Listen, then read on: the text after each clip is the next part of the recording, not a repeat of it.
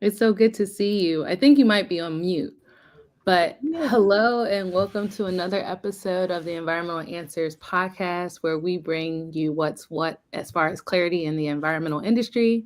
Today, we are joined by someone whose work sits beautifully at the interconnection of culture, community, and ancestral wisdom. Is Brittney. Hey, Brittney, how are you doing today? Hello, Tiana. I am just grateful and blessed to be here. How are you?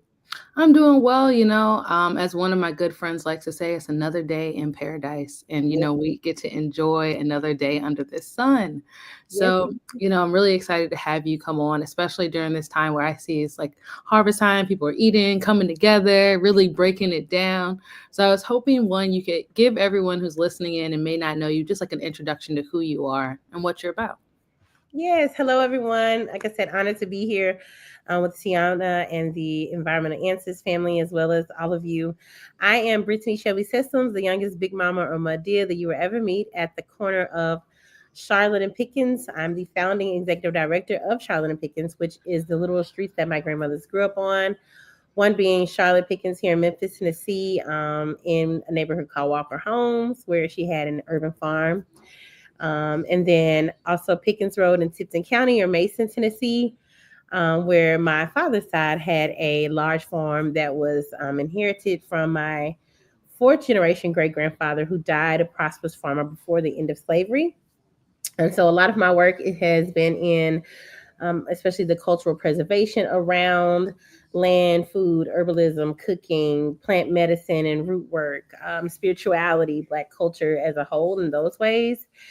But particularly focusing on land, food, beverage, culinary culture to remediate food to address. I'm sorry, food sovereignty. Well, address food access through food sovereignty of Black Southern cultural technologies, which does look like growing food, remedying soil, making herbal medicine, cooking meals from scratch, sewing our own clothes, and those different things.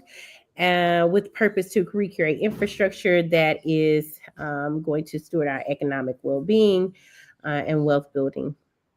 I like to also add in is fundamental to sustainability and environmental answers. Because honestly, everything you said, is what we know to do, but what we kind of well away from, right? And Yes. so, what I love about your work, one, let's start with the fact that you talked about a fourth generation ancestor, right? Being able to have that knowledge is so empowering. Wouldn't you say? Like, because, and like for me at least, I got goosebumps because I'm sitting here, I'm like, okay, and then I didn't know it was named after your business was named after both of your grandparents. So being able to both of your grandmothers specifically to be able to uplift that, how does that make you feel? Like when you think about it?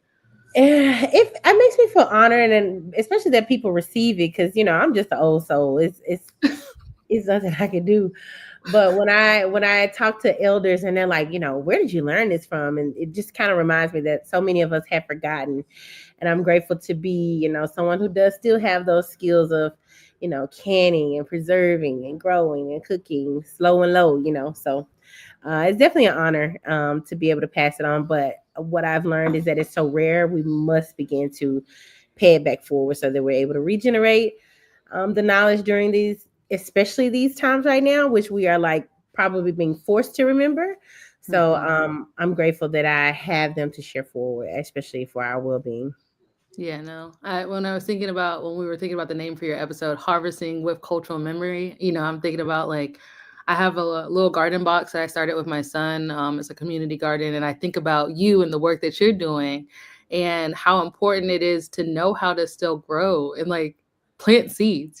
Something that like our grandparents were doing as part of their everyday living. We have gotten so far away from that. I know that some of the people that tune into the Environmental Answers podcast, they may have gardens, and if they are, what would you say is something that you might recommend they consider planting? I know that you know a lot more about that. Yes. Well, a lot of people think that it stops when it's hot outside, and it doesn't. It actually goes all year round. Food sovereignty goes all year round. So right now, you should be planting your greens, your collard greens, your turnip greens, your cabbage, your broccoli, all of your those are cool weather crops, lettuces for salad, spinach, Brussels sprouts, broccoli, cauliflower, all of those staples. are good for now. They can handle really cold weather, even up to frost. And we know that during the wintertime, you can, have low tunnels, high tunnels, which are things that kind of extend your growing season to protect your crop from very low temperatures like frost and things like that.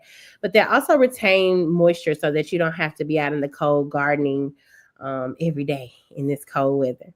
But especially now, you mentioned when we first began that this is harvest season. So while we've just come out of growing tomatoes and peppers and watermelon and beans and things like that, potatoes, it's now time to can and preserve through the next season. So tomato jam, jelly, all the good stuff.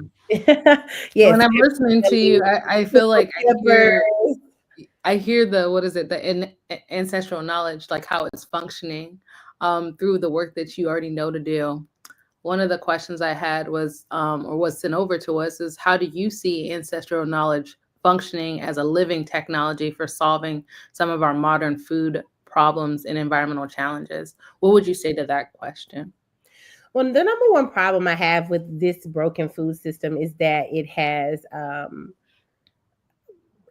in my opinion, put so many of us out. And so you think about our legacy and our place as it relates to food or cultivating this land, and how much, food has done, or agriculture has done, from growing sugarcane, tobacco, rye, rice, and those things like that, on up to pharmaceuticals and, mattress, apparel, like all of these different industries. So when you look at food particularly, there's like, a certain amount of us that cannot afford fresh, nutrient dense, culturally relevant food. And then you look at practices like redlining, where that made grocers not want to invest in our neighborhoods.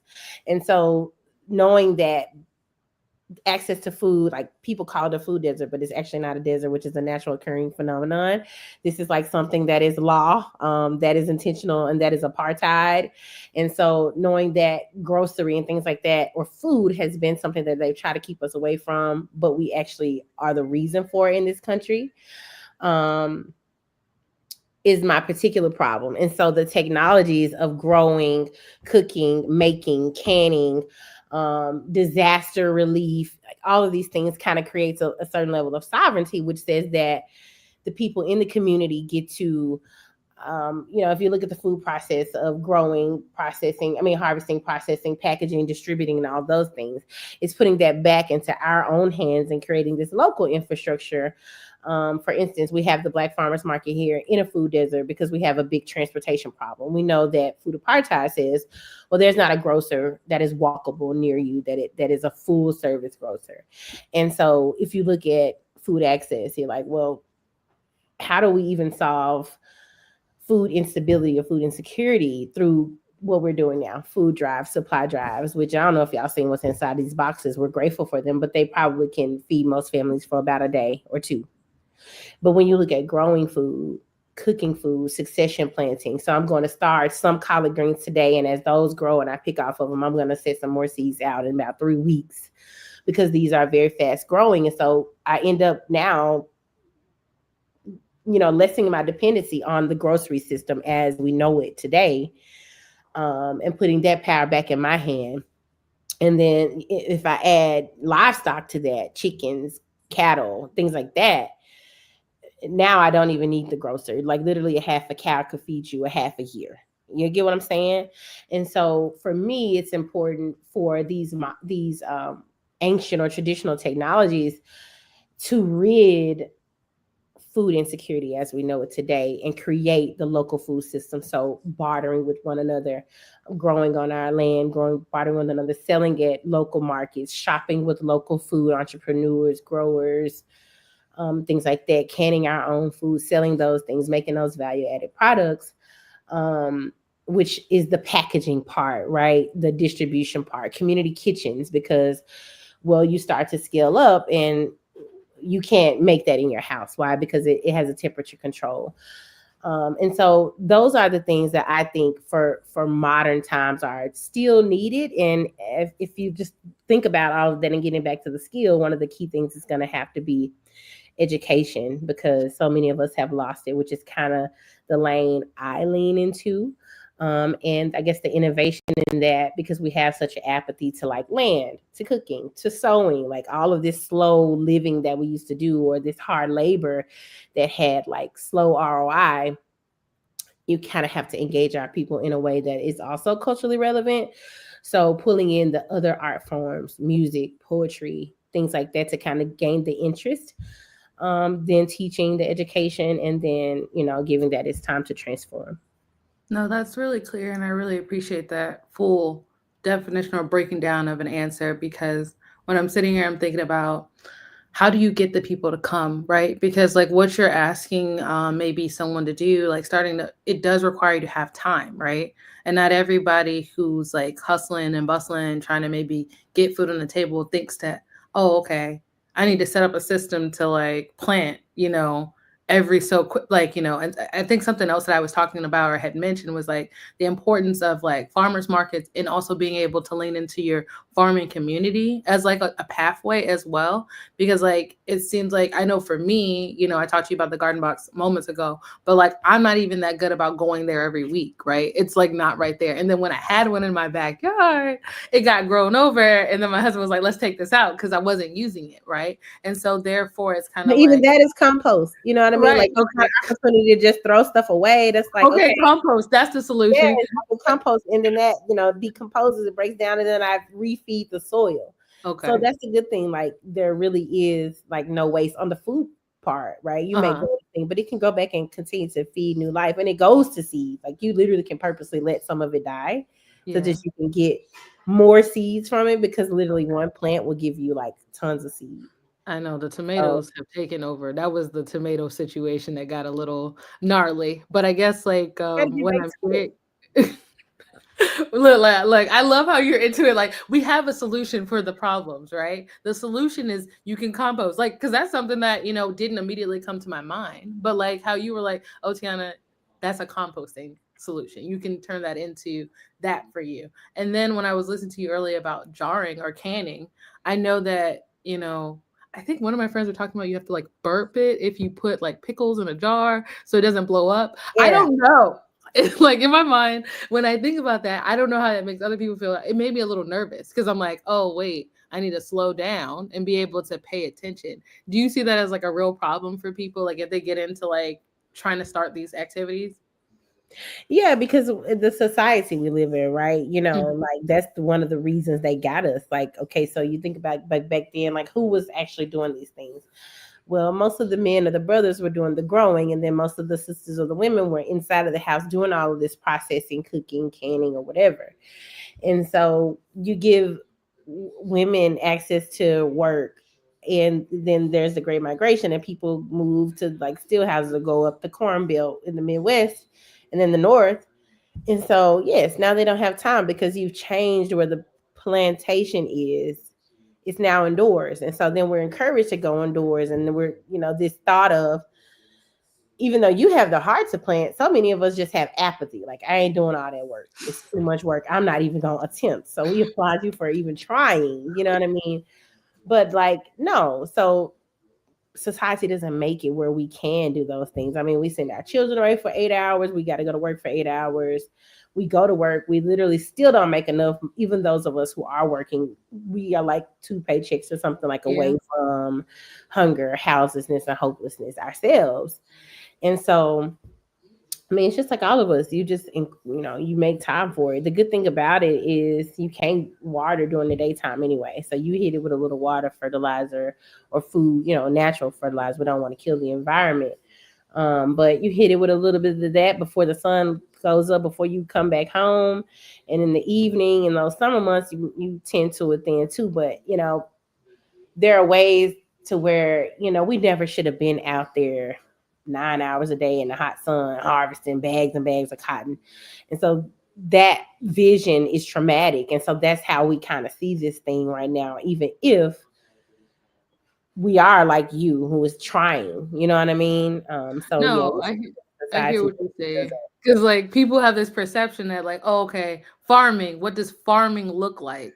Farming looks like going out there, really struggling in the field. I don't know, like that's the best way I can think to put it. And then like really it can be simple. I know that like I have seen people have like little like containers even on their apartment like porch or deck area, and that being like a pathway to starting to what I think you heard said earlier is not being as dependent on the grocery, because like I know I don't want people to like leave the episode thinking that grocery stores are exclusively bad, but like they do keep you in a dependent state, right? Like they keep it so that you aren't aware of like one where your food is coming from and there's a disconnect there, and then how to get that food. If someone was like in the situation of trying to just, I know you said earlier when I asked about what to plant, you talked to me about greens, but like if there's something they could just start with, like one thing that people, so they don't feel like it's overwhelming. I know that like it can feel overwhelming, like all the options and opportunity. What would you recommend to them to try?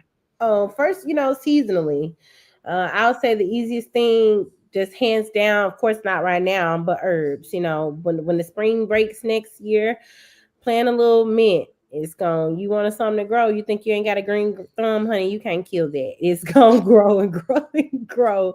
You know, but definitely herbs, mint, rosemary, things like that. And right now, in particular, lettuces. You don't even have to get into the collards and the cabbages if you don't want to.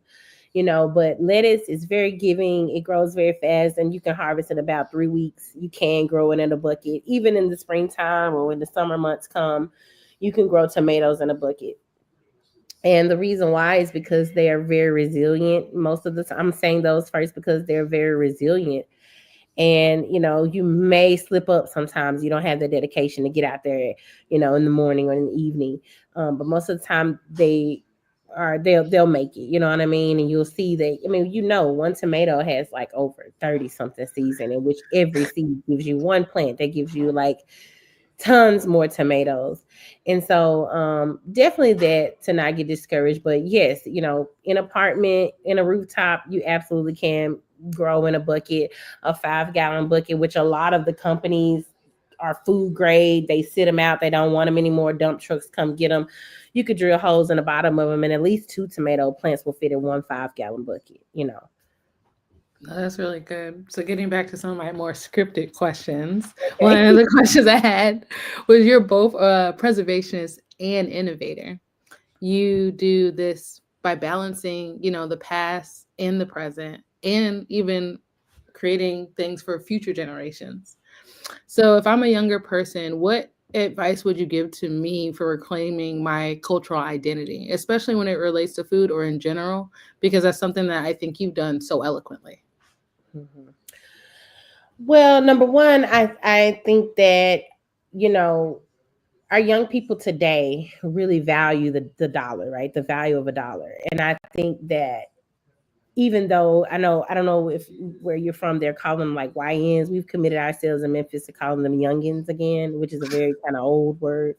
Get away from the YNs because one of the things that I've personally began to notice is they have a divine warrior energy. And so whether that's a female or a male, I noticed that they are all about their dollar, making the money, whether it's honestly or doing something dishonestly, but kind of getting us to see the mental trip in like that every they taught us like kind of that money doesn't grow on trees, but it kind of actually does, and here's why or here's how, to kind of garner and capture some interest.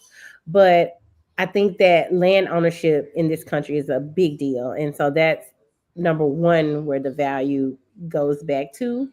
But I also think that we're very spiritual people, even the YNs, you know what I mean? They always talk about God, you know what I'm saying? And so knowing that land stewardship and growing is also an act of being very close to God, is another thing. And then on top of being able to get them to see how even though grocery stores aren't bad, the ability to grow this thing right in your yard literally just yields you more income in your pocket. And showing that this country was literally built off of land, cultivating crops here in this country. in all of these industries that are billion-dollar industries that we have like barely 1% in as billionaires. Like, you know what I mean? So there's no amount of hustle that we do that's going to create billionaireship for majority of us. And so getting us to kind of see that as young people, there's a lot of opportunity in tapping into culture and preserving it. And so while our matriarchs and patriarchs might be leaving, I would challenge our young folks to get with the oldest person they can in the family, see what stories they have, see what folks used to do, write them down, recipes, stories, or history, preserve it, revisit it. One of the things that I do is I call it preserving through practice in one of our gathering series. And my husband's a DJ.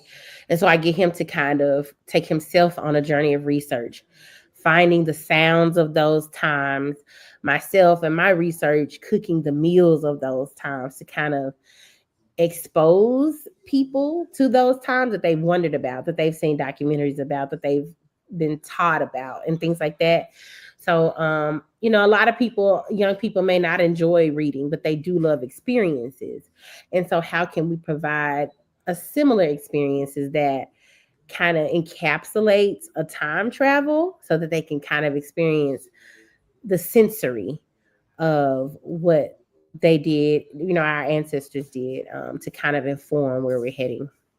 No, I really like that. I also felt like inspired. It sounds like that could even be something that people do around this holiday season of like sitting down with your elder that you have, maybe even putting on music that they knew from their childhood and really like transport them, transport yourself, and like slowing down how important that is.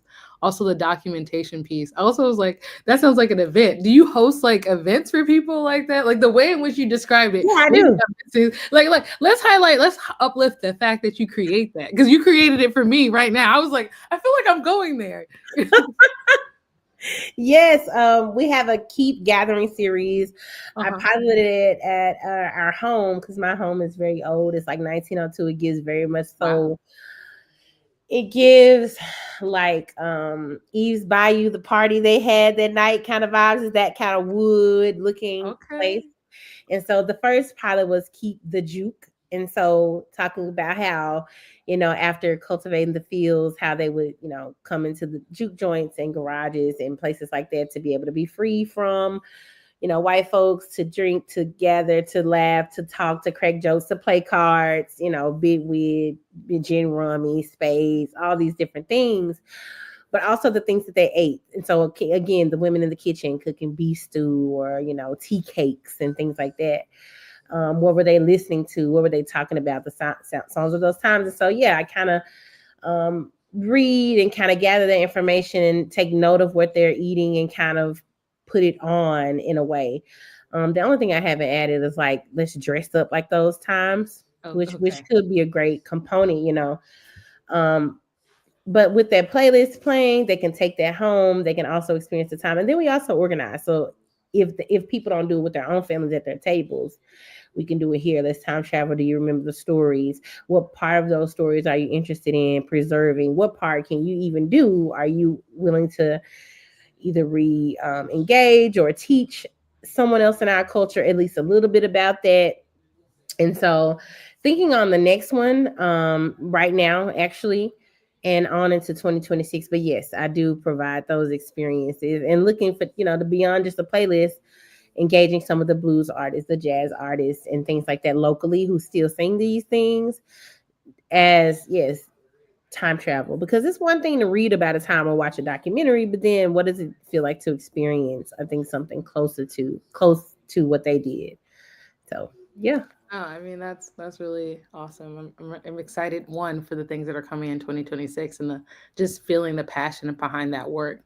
Um, just so you have like preservation as part of like your purpose and mission, and I hear that from this because you're empowering people to learn about their history, whether you say that's good, bad, whatever, you know what I mean, but embrace it because it is your own. Um, One of the other questions that we saw is like people who might be struggling right now with not being able to have secure food access. Is there any recommendations for them, like where to go to maybe find food in their community? I know you said you're located in Tennessee, right? Yeah, I'm in So Memphis. like, just thinking of strategies or resources that could be helpful to people outside of those boxes that are donated. Because you brought up earlier that sometimes there's not enough for more than one day. Yeah.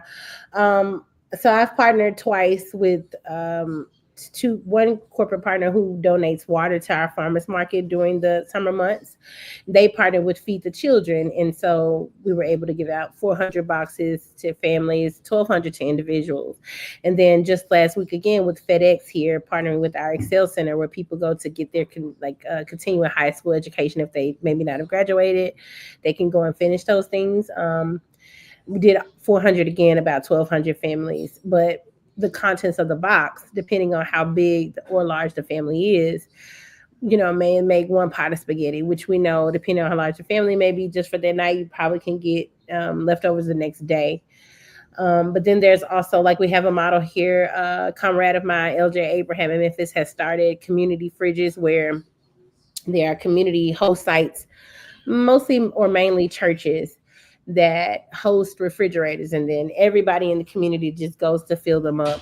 She's got a Facebook group, and so if you see something on the manager, especially at Kroger, if you cook something, if you have something that you don't want to eat that's about to go out a few days, you just drive up to one of the refrigerators that you're near, like a donation center, you fill the fridge up, and sometimes there are people waiting there when you fill up the refrigerator to take it out immediately. You know what I mean? So it's a very scarce time. Of course, food banks are doing things. They're partnering with grocery stores. But with SNAP loss, a lot of farmers have been impacted too, because there's a lot of their contracts. And so even at the grocery store, as we are having these drives, prices are kind of going up as well. And so for me, in Tennessee, especially, people have started to get back their full. I'm sorry. Excuse me, y'all. People have started to get back their full benefits payout. And a lot of people have been calling me saying, like, well, what do we do? It's fine now. And I still think that we should continue to leverage the moment of learning and teaching and being our own mutual aid. Mm-hmm. And one of the places that I learned of mutual aid as just a girl growing up Southern and Black was church. A lot of people, any church, even if they weren't a member, they would walk by church and need help on phone bill, need help on light bill, need food or whatever. And so Sundays after church, fellowship hall, plates were getting handed out, things like that. And so definitely the food drives, definitely those different projects like that. But I cannot stress enough to learn to grow and learn to cook, because, for instance, beans, which is a part of a certain ancestral planting technique that gives nitrogen to the soil. Well, our foliage plants, leafy greens, collards, tomatoes, things like that, they need nitrogen. You know what I mean? And so beans, potatoes, those are things that stick. Beans are plant protein. They have fiber in them. Something that grows native around here is pecan trees. So you put a nut and a bean together, that's a complete plant protein. You put bean and cornbread together, that's a complete plant protein. And so just remembering that, our ancestors have been in times like this several times before we have, and we just really have to go back and, like, literally remember what they did to get through such trying times. And maybe we made a mistake by asking for so much inclusion that we kind of got away from our culture. And I think that's what I admire about, like, immigrants who come here. They do get involved in our labor system and things like that, but I also think they really cling on to their culture more than we have been able to do. No, that's clear. And I think that's a good point to highlight about the fact that, we take time to remember what we were doing before we were better able to take care of our bodies and also just take care of our community. Some things that you brought up that I noted, because I hadn't heard of the refrigerator, like a, what did you call it? Like, it's like a 901 community fridges. okay. So they're Like, community fridges. That's the phrase that I was trying to get to. A community fridge. Okay. yes, and I we need think more of community kitchens too. Okay, so community kitchens are also something. I one of my goals for 2026 of the podcast is to link more resources. So like something that I'll pull together. I'm thinking about just in Raleigh where I live, but just having a place where people can drop those types of links so that people know where to go. Mhm. Because honestly, like it can be overwhelming. I mean, Facebook groups are helpful, but I know for me, like sometimes like getting on there, I get distracted and not know where to go. So having like neutral spaces where you can go and pull information is really critical to me. Is there a place for people in Tennessee to know where these refrigerators are, or how is that? How do people know? Or is it like okay, You share what one word gets out, somebody shares, somebody needs food. They say, "Oh, no, I don't want community fridges. Go to here's the locations and things like that." but it Um, sounds like word of mouth is the strongest way. well, it's the Facebook group. The Sorry. Facebook group is the Okay. most critical way. Okay. Most people who will get on there and say, "Hey, we need food" or whatever, and then they know about it, and so they get added to the group, and so Okay. it's become a community because somebody I might post right now and say, "Hey, dropping off this at the Tillman refrigerator." Okay. Somebody else might post and say, "Hey, I'm dropping this off at the Hope Street refrigerator. When I got there, it was empty. When I got there, this was in it." And so we Okay. just kind of update one another. It's a real community thing. Like somebody may pull up and say, "Hey, I'm about to put something in this. This was here when I got here." And they'll say these many people were waiting. So, it's a community thing. In that way. And then the different churches and things, of course, they're putting out flyers. People are posting on Facebook. People are putting on the radio. Miss South Food Bank is doing drives, things like that. The Feed the Children is also putting out media and press and information. And then I don't want to, um, want people to forget farmers markets. You know what I mean? Like we have one that's all year round in Cooper Young. The others are seasonal, but there are some. And then if you are somewhere where your governor chose to pay out the SNAP benefits, you definitely can often use those benefits at farmers markets. And a lot of farmers markets do like double up programs and things like that. So those are other options. But I might need to like one repeat that one. The fact that at the farmers market they double up on the fact that yeah, for the point of sometimes selling they'll them to do. sometimes they'll double up the dollar. So if this is $1 and you are paying with SNAP, you know what I mean? You buy this for $1, you could double up and Okay. use another dollar there sometimes. And then the programs might work differently, but a lot of people don't know that they accept food stamps at farmers markets. And that helps you build relationship directly with the farmer, which also strengthens the local community food system. Um, and support smaller farms as well, because like I said, big farms have a lot of contracts with government. So small farms are depending on the community and local markets to shop with them. I earlier this year I had someone on the podcast that talked about like I guess it's the CSA. Is Yes, that community what does supported that stand for again? Say it again. community supported agriculture. Oh, community supported agriculture as a resource, I guess, for like people like participating. Do you see that as something that is accessible as well? Yes, I do. And then there's all sorts of models. Depending on where folks are, they may have a mobile grocer. A lot of nonprofits do mobile grocer programs where they come set up. You can go in. It's like a truck, but it absolutely is a grocery store when you walk in.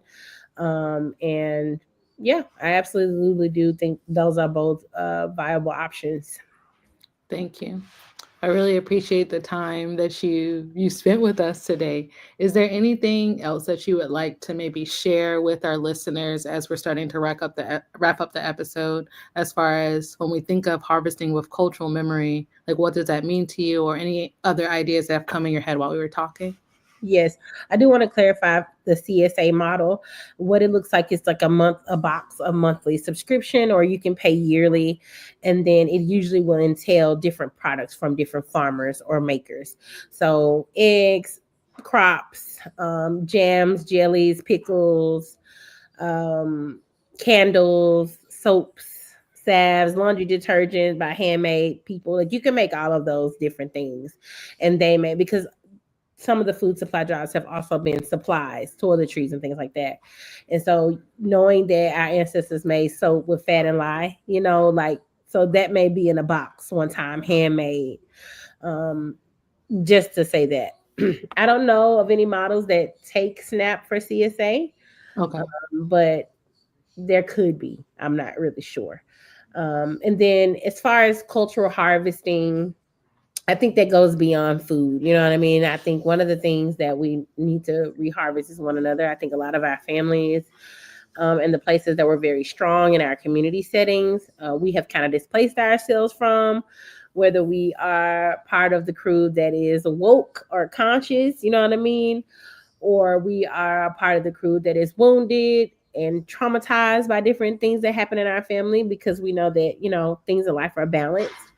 I guess I would just invite us to kind of harvest that reconnection there first. And then we come together and we find out that we have an opportunity to serve our community and outwardly through our families.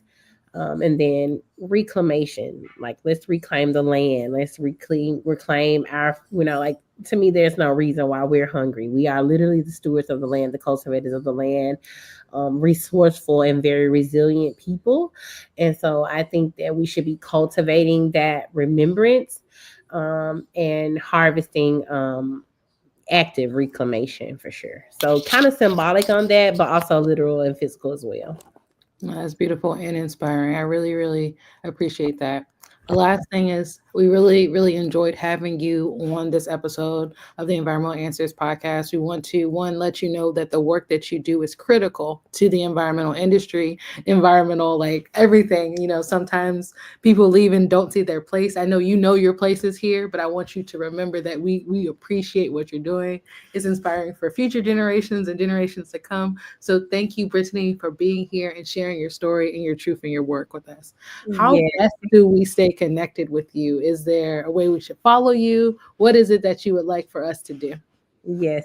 Well, thank you so much for that affirmation and confirmation of my life's work. Thank you and your platform for the work you do for the environment, and especially for leveraging our stories and the work that we do within our community, so that we do know about one another, and so that we do know that there are those of us who still care and who are very much so committed to the well-being of us collectively. You can find me on Instagram, y'all. I said I was a young big mama, muddy of the year ever meet, and I'm for real. There's not a whole lot on my Instagram, my Facebook, and my social channels. I am committing to doing a little bit better, but one of the things that I would have you know is that I'm really big on keeping things off of social media, because I just think in this time, like if you think about what our ancestors did, I don't think they were going up in the woods for school for a reason. So I'm really careful about putting everything that we do to experience ourselves in the internet streets. But I am committed to telling more stories and showing up a little bit more. So that is Charlotte and Pickens, at Charlotte and Pickens. Charlotte like Charlotte's Web, no S. AND spelled all the way out, because social media doesn't allow for an ampersand, and Pickens, Pickens. That's on Facebook and Instagram. And then my website is charlotteandpickens.com. You can go there, charlotteandpickens.com/CP links. If you follow that link, it'll take you like to our link tree kind of sort of thing. And you have an array of choices. You can, send an email, you can make a phone call, you can make a donation to our nonprofit side, you can shop herbal products on our for-profit side, you can stay in touch, join the newsletter, which will be starting back up. Yeah, so thank you, Tiana. Thank you. And thank you for those who were able to join in and listen to another episode of the Environmental Answers podcast. We're bringing you clarity on what's what in the environmental industry. We really appreciate you listening today. Until next time, stay well. Yes, stay well. Peace.